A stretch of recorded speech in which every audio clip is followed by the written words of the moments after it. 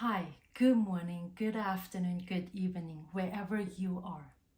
Today we are going to talk about the three tools of forgiveness. Forgiveness is for ourselves. It doesn't mean that we agree with what others have done to us, but forgiveness set us free. We deserve to be free, regardless of what others do to us in their ego, in their ignorance, or their greed and on their mask. We cannot be free until we forgive. Many times we were stuck in the past and the karmic drama of what happens. Forgiveness is a gift that you can give to yourself.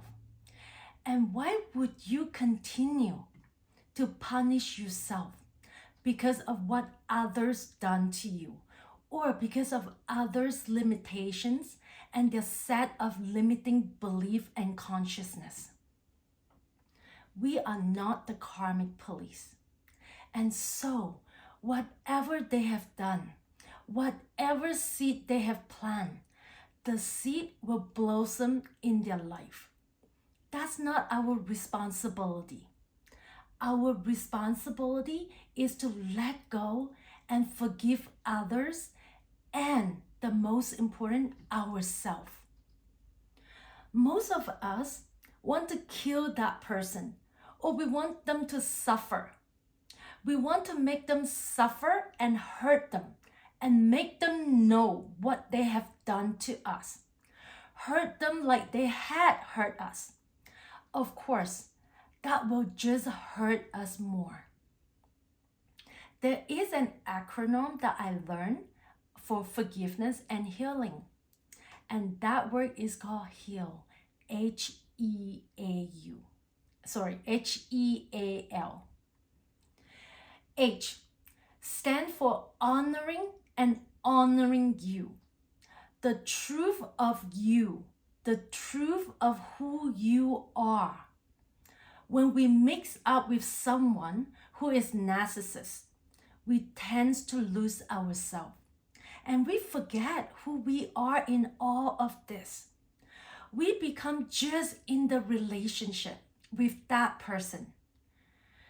When you feel betrayed, it is important to remember, who am I? Who really am I? It is like practice yoga, meditation, helping others. Because when we are in a relationship with a narcissist, we only serve that person and we forget all the gift that we have to bring to the world.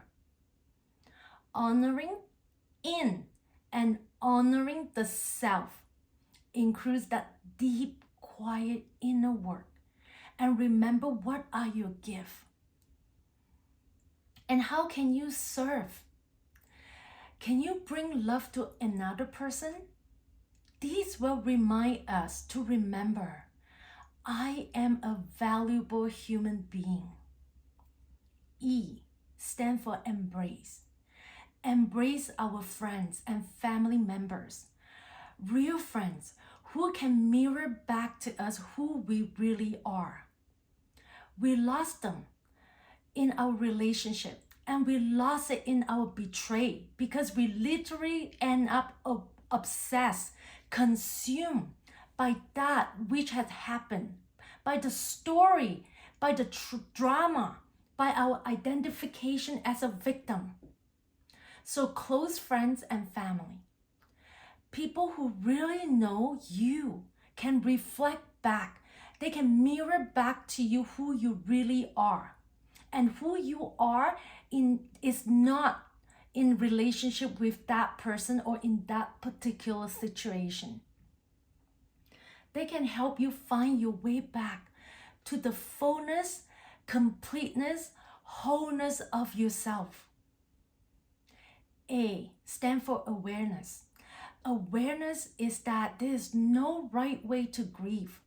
A lot of us who really into and excited by and inspired by a lot of the self-help and motivation thing out there. We want to follow a specific step where people can tell us how to grieve, where to go, what to do. Yes, there is a blueprint, there is a map, but there's no exact one path for everyone. And the critical in this stage is connection. Connect with the universe, with other people who care for you. I have to say that in my journey, I am so blessed and grateful that I have a safe container with my coach, with my sisters, and a space for me to cry, to heal, to get angry, to learn, and to grow. And this is a very critical stage. Everyone does it differently. Allow yourself to grieve, whether it is grieving a person, a situation, an event, an expectation, a hope, a fantasy, or a vision on what life is going to be like, is supposed to be like. Allow yourself to grieve in a way that is right for you and with the support that you have in place for you. We talk a lot about self-care. When we try to really box ourselves up, we are not seeing and caring for the being of who we are. Allow your own process to unfold. A lot of people really got mixed up with self-love and pleasure. When you really feel whole, complete, there's no point for you to try to get something from out there.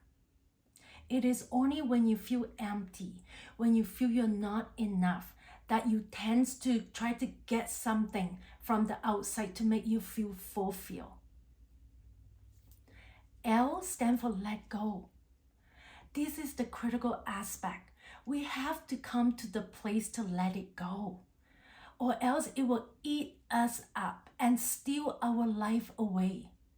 That betray becomes a defined moment, and it will paralyze you. And that moment is so poison, and it's killing every moment of our life.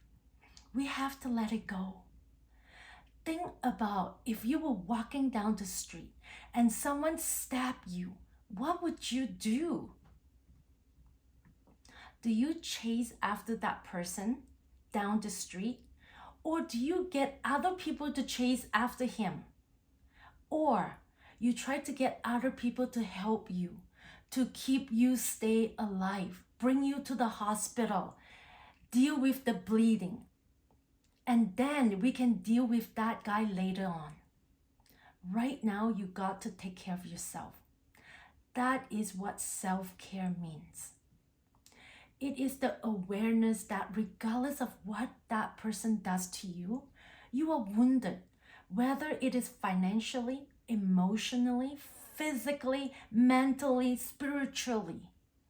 But to run after them literally means that, or just with your mental time thinking about that and your energy is equivalent to run after that guy that stabbed you while you are bleed to death on the street. Take that energy and resources to heal. We are not the karmic police. We don't have to make sure the person get their karmic due. If I don't let go, I literally move through my life with a knife in my side. The last part is, how do we forgive and let go? The first and most important element is that we realize the importance of it, because a lot of us don't forgive. Because we think if I forgive that, it means it's okay. It means that it's okay to hurt me. And that is absolutely not true. We do not forgive because of what that person did was okay. We forgive because if we don't, we are forever linked and locked to that act and to that person. We literally hold on with anger, pain, resentment, grudges. and we redefine our life based on what had happened. We are literally taking our joy, our life, our freedom, our peace, and our possibility, offering to it, sacrificing it on the altar of that person. The narcissism, the anger, the ego, the ignorance, whatever make them betray us. They have already stolen from us. Why now do we want to offer them everything else? So we forgive. Whatever happened to you, you deserve to be free. I really want to conclude this by sharing my personal story of forgiveness. I was really betrayed in the midst of having all the privileges, opportunities, and the blessing that I had in my life. But I was also severely betrayed, abused, and manipulated by a partner. That manifested into depressions, confusion, pain, hurt, resentment, and I even forgot whom I once was. I constantly live in fear, stress, and tension. I met my guru in 2021. I told him my story. The story of this is why I don't trust. This is why I am not happy. I am a victim. This is why it is not fair. Here is what happened to me. He said to me, "Are you going to take that to your grave?" And he asked, "Are you going to let it go a month before you die? Or are you waiting for someone to come in and draw the line and tell you, you can be done now?" And no one will. He told me that you can carry it to the grave, or you can let it go today, this moment. He then told me, "I want you to give all your pain and anger and resentment to the universe. And I want you to forgive everyone who had betrayed you." That day, I sat in my living room. I was questioning, will this work? Give it to the universe and the universe will take everything from me? The laughing Buddha in my living room caught my attention at that moment. And so that day, I gave it to the laughing Buddha.